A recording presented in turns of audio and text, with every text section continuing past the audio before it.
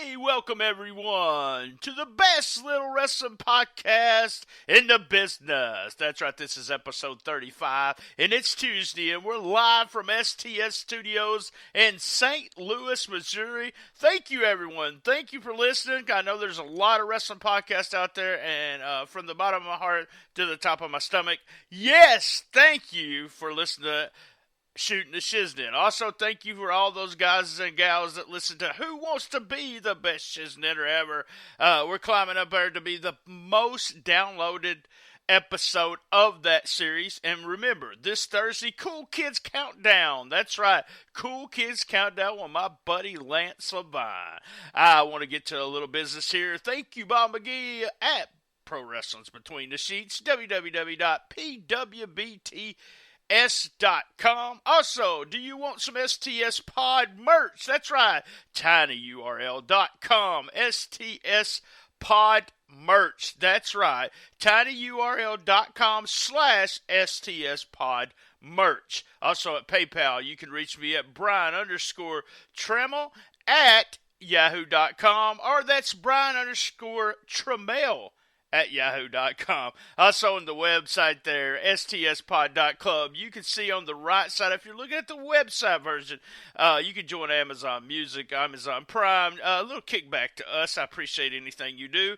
All the episodes are also posted up there. Reach me on Twitter at comicbookmarkbt. I post the guest. That's right, I post the guest every Monday during Raw, and also either Friday or Saturday or Sunday we'll post the most downloaded episode of the week. You can also subscribe on Stitcher and iTunes.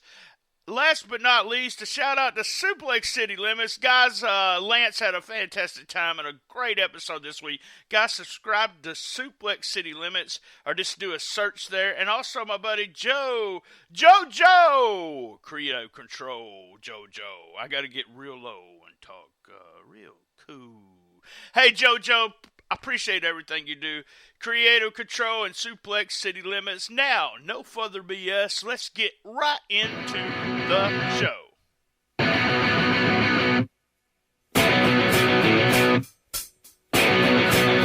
Getting ready! All right, we got a guest. I'm bringing him from the green room. I hope he enjoyed those chocolate chip cookies. We have the Golden Boy, Greg Anthony, back. Greg, you had a really popular episode, but you know what? I had just 2 or 3 people criticize it. The reason they criticized it was we didn't really talk about wrestling. And they said, bring him back on. He's wrestled a lot of people. And me and you had talked off the air about doing, I've done the Wrestling with the Stars with Austin Lane, which was the most popular episode last month, and also with Gene Jackson and Dustin Starr. So I told you I'm going to bring you on, and then I had a couple of people say, what's going on with, how's the Golden Boy doing? And let's bring him on and you guys talk about wrestling. So first of all, I want you to put all your stuff over, all the websites, everything, and then we'll go into how the Golden Boy's doing.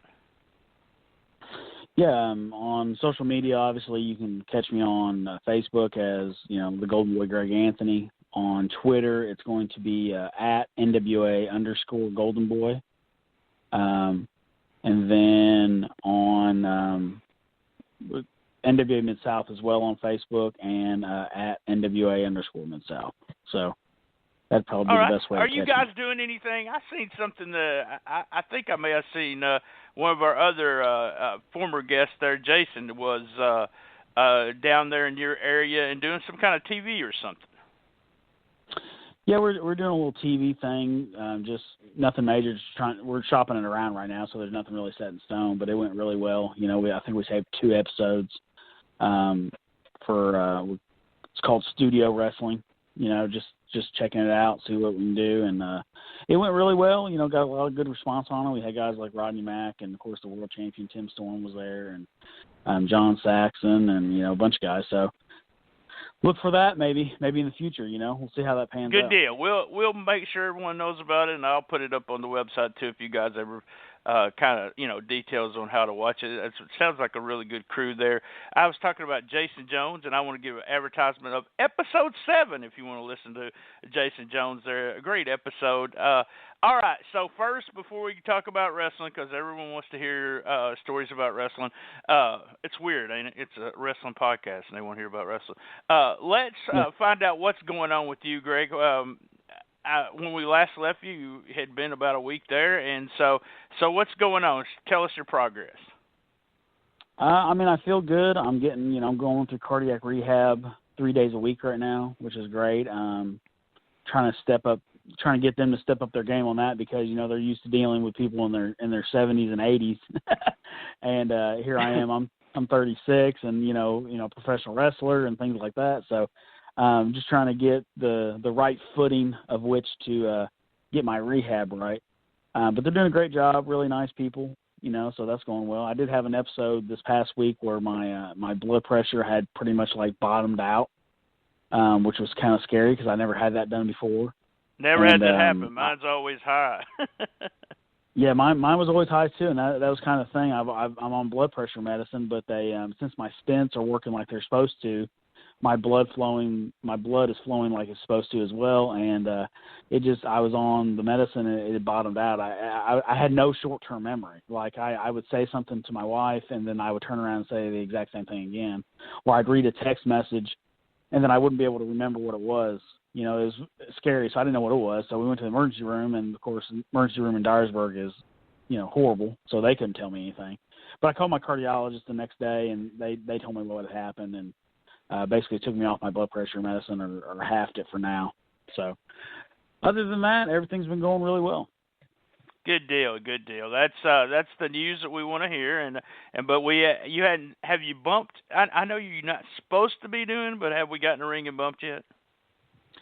No, I haven't bumped at all. I've gotten in the ring and I've walked the ropes. I walked the ropes like that week. When I walked the ropes, and then last week I got and I locked up and kind of just walked through some chain stuff with somebody, just because I was trying to show them what we were talking about. But I haven't done anything that I'm not supposed to be doing. Right on. I wondered about that because I know of all the people I have known, you are. A professional wrestler, and it's all your life, and that's what it's all about. And I just really hope, one day, real quick, that you get back in the ring there. So, and then I'll be there live for that, so that we can do the gimmick where I have the heart attack, and you save me. Right. So yeah, we'll do that because of my extensive knowledge of the cardiac. Yes. Institution now. I can. Well, since you had a heart attack, you know everything about it. Well, I didn't have a heart attack. Let's clarify. I didn't actually have I'm sorry. All right. Oh, I'm trying to make it worse. I'm trying to put you over, man. Yeah, really. Come on, Dude, man. Yeah, I know. I should just Fritz von Erich and went with it, shouldn't I? Yeah. The video that you could make for the comeback, back from a heart attack, near death, dead for 15 minutes, kind of thing. Right. Jerry Lawler sells it. He said he was the Walking Dead, or laid down on the floor dead for a while, so. Woke up as a zombie. That's what his gimmick's, waking up as a zombie. So, all right. So we're going to do the rapid fire where I give you 10 names. You give me a group of names, and I went through them of Wrestling with the Stars edition, where we let you talk about the stars or the bigger names that you've wrestled. And we were just talking about the King, so we might as well just start with him. Let's start with King. So go ahead, Greg. Tell us about Jerry the King Lawler. Literally one of the smartest wrestlers ever. Just for the simple fact that, as long as he's been doing it for at the level that he's been doing it, you understand? And the thing about Lawler is that he's legit. That first right hand he gives you is going to be there. And it's going to be there, and it's going to be all there, you understand? He wants you to know that he's not past anything, you understand? That he's right here right now, and he's going to be able to get over no matter what. So, and he's Jerry the King Lawler. I took a pile driver from Jerry King Lawler on Memphis television. That's how many people can say that. It's something very very special to me anyway. So how many times have you actually been in the ring, across the ring from him? I'd say half a dozen. It's not, we haven't worked a lot, but I mean, we've done singles matches and a tag match and just stuff like that. So yeah, I'd say probably about six or so. Does he still not go over stuff, or did he go over the finish with you? No, we didn't go over anything. Anytime I've ever worked him, we never went over anything. Which is another testament to something I always talk about too, is walking and talking. I mean, I'm a big walker and talker myself, so I mean, that was completely fine by me. And to see someone do it as well as he's the master of it. If there was a Rembrandt of walking and talking, I think it'd be Lawler. Gotta agree. I've been in the dressing room many times where they're ever who he's going to be in the ring with or about to shit their pants because they don't know what's going to go on in the match, and I'd say just listen. So that's pretty much when it comes to the King. All right, our next guy we're going to talk about, and I actually was watching his G1 match. He is in Japan right now as we speak, and been going to his shows here in St. Louis, Missouri. A big mark for him for the last couple of years, ever since his first G1, and that's Michael Elgin. Yeah, Elgin is, when we talk about like legit athletes, like superior first-class Olympic-style athletes in professional wrestling, you can talk about Lesnar and you can talk about Angle and guys like that. Elgin is an athlete like that. He literally is. I mean, he's a guy, I mean, obviously, at one time he was going to go play professional baseball. You understand? I mean, he's just he's unbelievably strong. He's not very tall. You understand? Like, I think we're about the same height maybe. Or maybe he's maybe a little bit taller than me. But he is just ridiculously strong. If you see some of the things that he does in the ring, you can see how unbelievably strong he is. And that is all, that's natural strength. You understand? You can't just get in a gym. Obviously, he works out and stuff like that, but that's natural strength. You can't get in a gym and create that. He's born with a natural strength about him, and that's the one thing I really noticed. I mean, he could have done just about anything to me at any point, and there's not much I could do about it.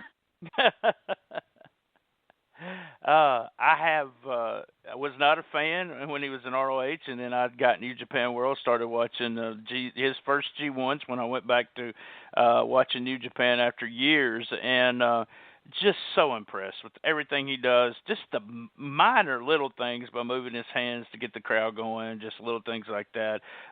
And I've had the pleasure of having him on the show and talking to him before his shows.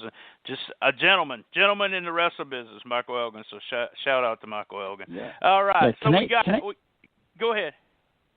I was going to say Canadians are really nice, and he's really nice too. I actually became a fan of him because Rhino. I knew who Michael Elgin was, but when we worked with Rhino, he had put over, hey, this Michael Elgin guy, he's got the mullet, and he puts it over and does all this. So I kind of started watching him then, and I mean, he can work any style. I mean, he can go out there and go balls to the walls, with that Japan style, or he can go Southern like we did. I mean, it's just impressive. He's one of the best in the world for sure. I can't. He's in the top 10 easily. I don't know. There's so many interchanges, but I've seen more. I do the stars. I've seen more plus 4-star matches with him this year, as much as I've seen guys like Kenny Omega and Okada too. So, all right, let's go to New Age Outlaws. Oh, you didn't know? Go ahead. Tell us about. You can tell us about both of them separately, or I guess you probably worked them as a team, right? Yeah, me and Bobby Eaton worked them as a team. We worked them actually 2 nights back to back, and we were going to put them over the first night, and then they put us over the second night. Well, at first they didn't want to put me over. They wanted to put over Bobby, but they didn't want me to get the pin. But Bobby talked to him, and they did it pretty much as a favor to Bobby. But after that first night of working with them, they understood how good I was, how good I am. I say was because I'm not in the ring right now. Right, but right. How good I am. And they really loosened up quick. I mean, I went to Billy after the match and was like, hey man, is there anything? He's like, man, no, nothing. I mean, you're good and you're fun and you're easy to work with. There's not much more we can ask for.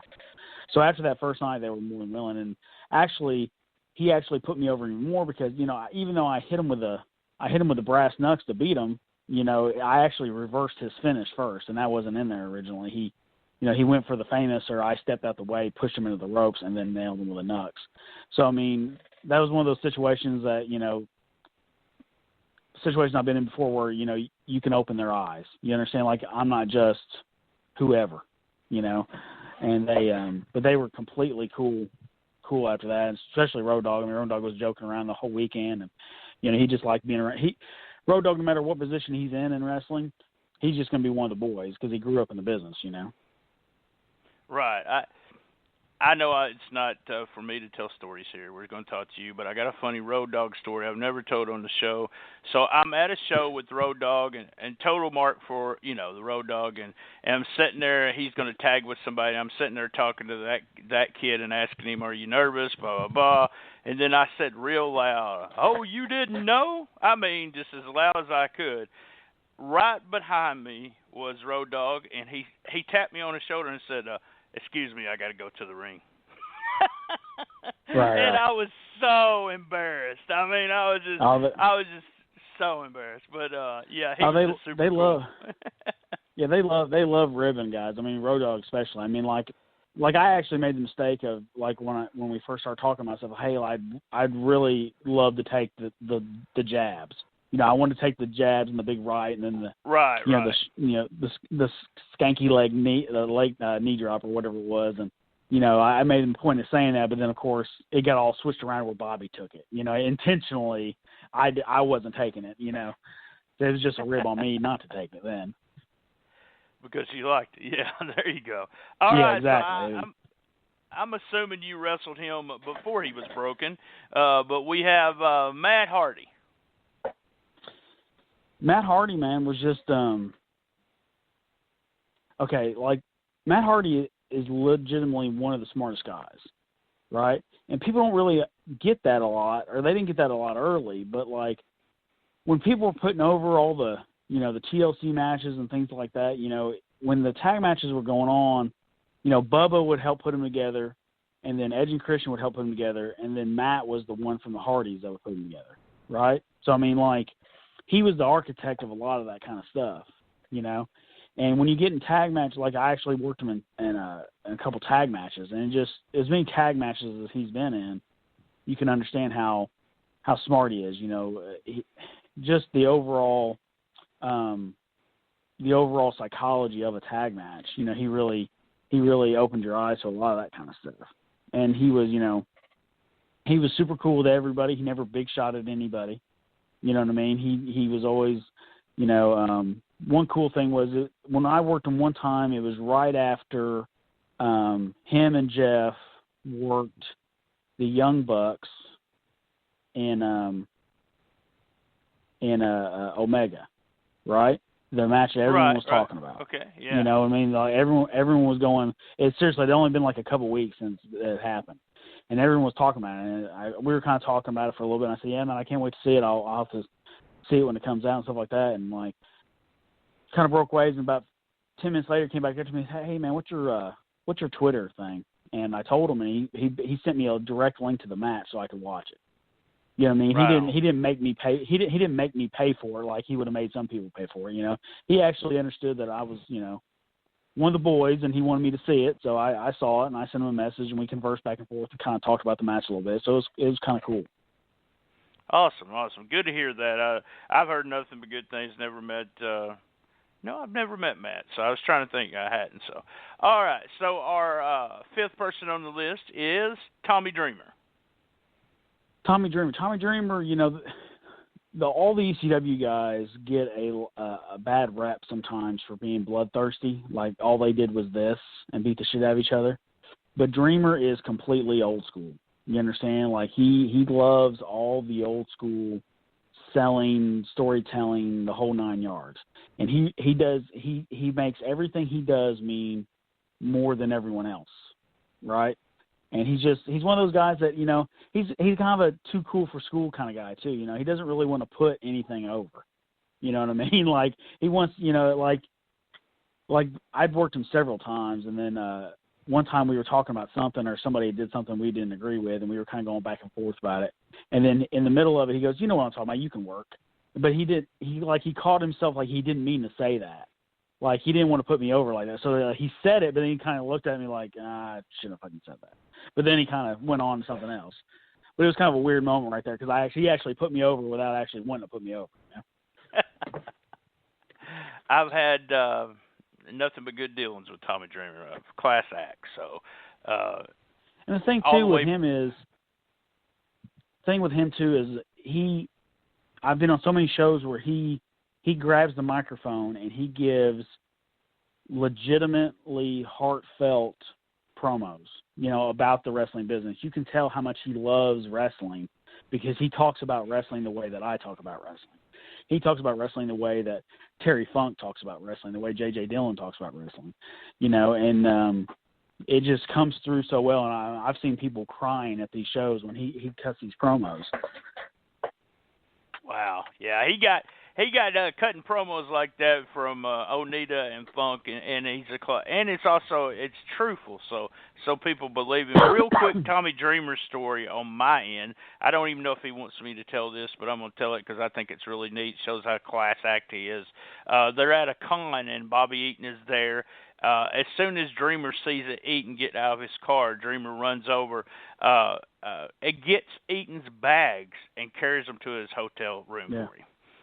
Just shows you what the respect of the business he has. So. Yeah, I had kind of a similar thing with, like, Bobby was with me in Nashville when he was there, and same thing. Like, I asked, because me and Bobby, we tag. So, I mean, I asked Bobby to take a picture for me, and right? Because right. And then Dreamer's like, no, Bobby, no, I'll do that, Bobby. So Bobby, he got it from Bobby to make sure Bobby didn't have to do anything. And he said, all the guys that came in from WCW and the NWA and shit like that came in through ECW, you asked them who the best guy was, they said Bobby, and he put Bobby over right in the middle of everybody. Awesome. All right, so we're going to take a short commercial break, and we'll be right back with the Golden Boy, Greg Anthony. And she says, I wish that I could be like the cool kids, 'cause all the cool kids, they seem to fit in. I wish that I could be like the cool kids. This episode of Shooting the Shiznit, what I want you to do is join us this Thursday, that's right, this Thursday, for the Cool Kids Countdown, the special edition. Yes, I will be joined by my regular co-host there, Lance Levine, as we count down. Well, you'll just have to wait till Thursday. What? That's right, wait till this Thursday for the Cool Kids Countdown.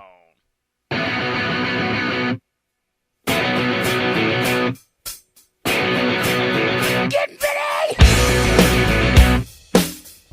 All right, we're back. We were talking about Tommy Dreamer. We've got the number 6 on the list. Let's go ahead. Buff Bagwell.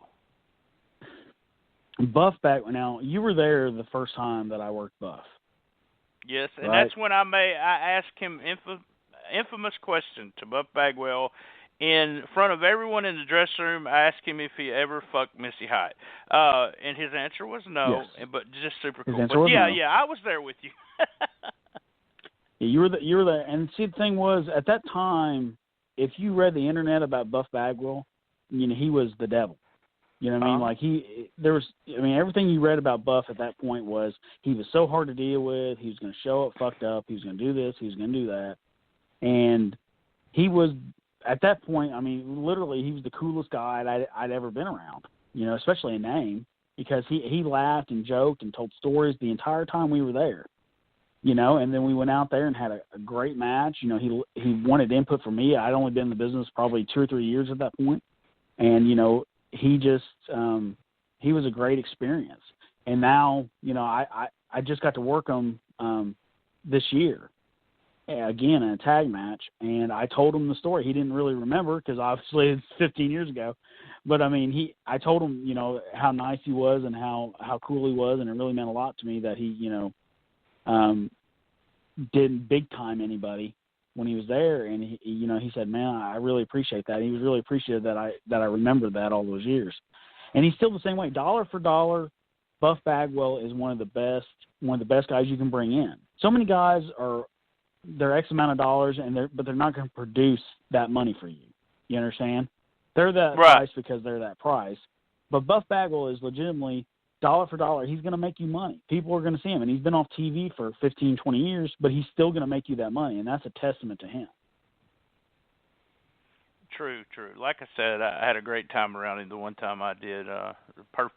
Bagwell is a class act too. Just fun to be around.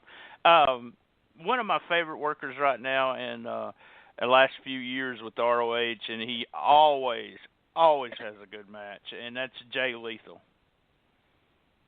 Jay Lethal. Man, Jay Lethal, we tore the house down. That was probably one of my best matches ever, was with Jay Lethal. And it was one of those situations, like a lot of guys, they don't know me, and they come in, they see me, I'm 5'8", and I'm, a little overweight or whatever it is, and they don't know what to think. They don't know what they're getting themselves into. But we start putting together this match, and we go out there and we start going, and then like he realizes, he's having fun. We can go, and we're going. And then like at one point there was a spot where I, like he's on his knees on the ground. I have his face. I'm supposed to yell in his face, and I'm just supposed to yell in his face, and then all of a sudden he goes, "Slap me." So I slapped the living shit out of Jay Lethal. And then he gives me the little shove. Then he gives me this huge super kick out of nowhere. Boom. 1, 2, huge kick out. But everyone in that building thought that was the finish because the timekeeper even rung the bell. The timekeeper even thought it was the finish. It was so hot. But we had a great referee at the time, and the referee put it over hard that it was just a 2 count. And that got us back in because something like that could kill a match in a lot of cases. But because we had the referee was like, no, 2, and put it over to every side of the arena, put it over to Jay. Everything went over perfectly. And I actually end up beating Jay Lethal when he was the ROH television champion, and I was the TCW junior heavyweight champion. So that was a huge step for me because a lot of people start talking about me after that. Who beat Jay Lethal? That kind of thing. Right. But he's super cool, obviously nice. I mean, he loves doing impressions, obviously. He did the Black Machismo thing, but he can do it. I think he tried to do Doink when we were there, Yeah, he the time I was backstage with him, and how some of the stars, as we're talking about, actually like to dress, don't like to dress with the boys. He was one of those that dressed with the boys, hung out with everybody, answered anything. Any of the guys had a question, he answered it. So, class act there. All right, so we're going down the list. We got 3 more left. I want to ask you about superstar Bill Dundee. Bill Dundee is, he's always liked me, as he says, but there's times when Bill is a very cankerous old man. But really, I've never noticed that. So yeah. I mean, there's times that he's come into a dressing room and we've been having a good time, and he'll just kill the mood. He'll heel on everybody in the locker room and kill the mood. But Bill Dundee is, he talked about in his book, in the Memphis days, Jerry Jarrett didn't make every town. Jerry Lawler didn't make every town. Bill Dundee made every town. You understand? Bill Dundee booked. Bill Dundee made every town. Bill Dundee was working on top. Bill Dundee, did a lot of things. So Bill Dundee, to me, from a wrestler standpoint and from a booking standpoint, is one of my idols in the sense that, he did it all. And that's kind of what I always want to do. I wanted to do it all. I didn't want any facet of this business to fall through the cracks with me. I wanted to be able to learn how to do everything. And Bill's one of those guys, too. He did it all. You know what I mean? So if there's a question you need answered about professional wrestling, you can ask Bill Dundee. He may cuss you out a couple times about it, but he's going to give you a straight answer. One time I was in a locker room and I was watching this match, and it was horrible. I mean, the guys in the ring were dying. It was bad. And Bill, Bill comes over, he goes, "Hey, why are you watching this match?" I go, "Well, sometimes, Bill, to know what does work, you have to know what doesn't." And he kind of looked at me for a second and goes, "Good answer," and then walked off. I don't know a time, even back in the 80s, when I started doing photography and was able to go into the dressing rooms just to bullshit, mainly with Lawler. But from that point to the last time I saw Bill, Bill always gives me hell, no matter what. Why is he in the dressing room? Just mouthing constantly. But every time he gets ready to leave, he makes it a point to come over and shake my hand and say, "I'll see you next time, brother." And I'm like, Why did you just give me hell for 45 minutes in the dressing room, but you're going to be nice to me when you leave? And he tried to get me to buy one of his T-shirts too, so it was just hilarious. So I think it really comes down to one of those things where I think him messing with you, like directly messing with you, is actually, you're one of the boys. You know what I mean? Like I think that may come across. Yeah, people, it's happened for so many years, and it's got to where it's the part of the gimmick. When I see Dundee, I'm like, "How's it going?" He gives me hell, and I talk to him. He's got some Mid-South stuff, and I don't even know if he would want me to tell this, but he has the booking sheets. I have for years tried to get him to put them in a book. And I've asked him for years. I've asked him for years to see him too. I mean, he told me that he's got on all the the indie finishes show. and everything. He said he's got all the finishes wrote down from everything, every house show, everything, every finish he ever did, everything. I was like, son of a bitch.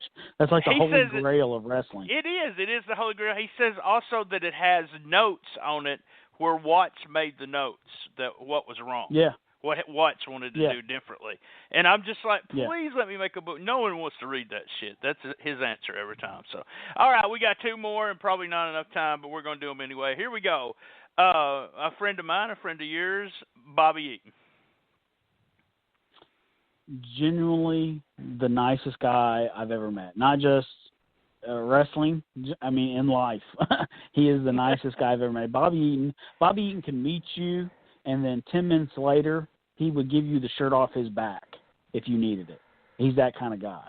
I mean, and everything that he did for me as far as the Midnight Gold stuff, I mean, we tagged for 2 years, and every time they came to us, because we were like the traveling stars.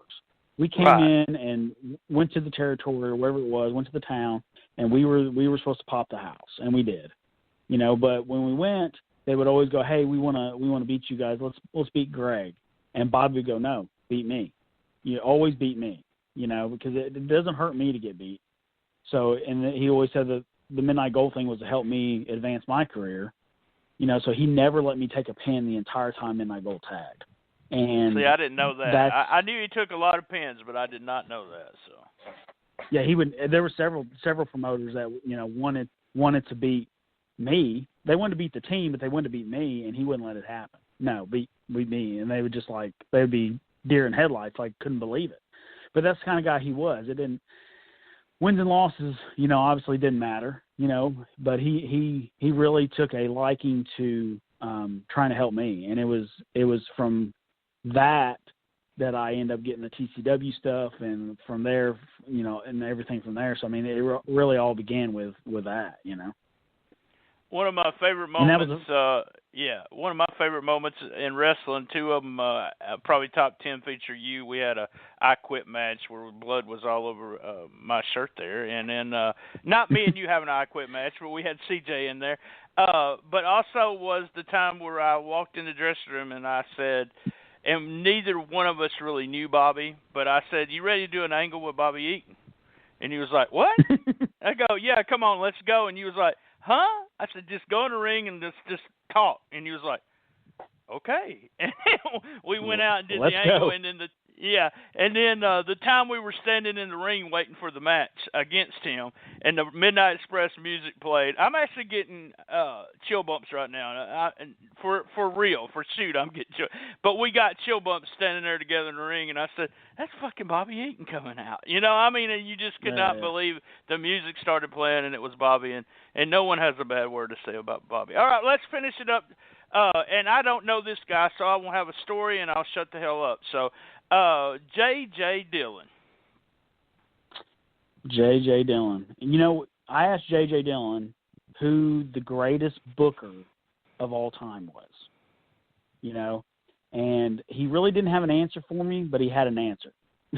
He said that he didn't know who the greatest booker of all time was, but he said that a lot of great bookers came out of Florida with Graham. And when you start thinking about it, you think about all the guys that Graham produced as bookers: Dusty, Bill Watts himself, just to name a few. Gary Hart, spent some time down there, all those kind of things. So I learned a lot from JJ from the booking side. We're very simpatico on what we feel is about wrestling. And JJ was one of those guys that, there's so many different levels of the business as far as you know, whether you just wrestle or you just book or you promote or, you know, something like that. And JJ did it all too. You know, he wrestled, he booked, he promoted, he did everything. He was in the office in WCW, he was in the office in WWE. I mean, what more could you want out of, you know, someone in their brain than the knowledge that JJ Dillon has? You know, and he had a lot of really great insights as far as the business side of professional wrestling. You know, he told me that WCW never made a profit on a pay-per-view, which is unreal to think about considering how popular WCW was. Right. But knowing how WCW was by all the stories told since then, it's not hard to believe. You know, but he said that was the one thing, too, that Vince always made money on pay-per-views. You know, no matter what the buy rate was, he pretty much always made a profit of some kind, and that's kind of what kept them going during that lean time and before they were able to turn the corner.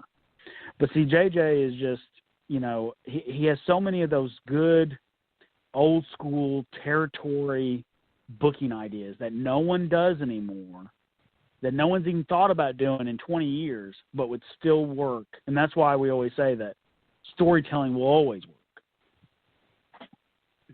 Right. Oh, I agree. I haven't been around him. I remember the first time you were around him, and you texted me, and we were talking on the phone, and you said, you really need to meet him. We all think the same thing about wrestling because you know my beliefs and everything. So, hey, man, I want to thank you for joining us again here on Shooting the Shiznit. Guys, we had a great time wrestling with the stars. I actually joined in a lot more than I usually do. Me and Golden Boy have a history there, and also almost every guy that we mentioned I've been around. Exciting show, and I hope you enjoy it. Remember, this Thursday, Cool Kids Countdown with my buddy Lance Levine. Hey, and next Tuesday we'll be here with a special episode. I'm going to keep it wraps, and you won't know till Monday on Raw, but it's going to be a great, great show. Same bat time, same bat channel. I'll see you guys next week.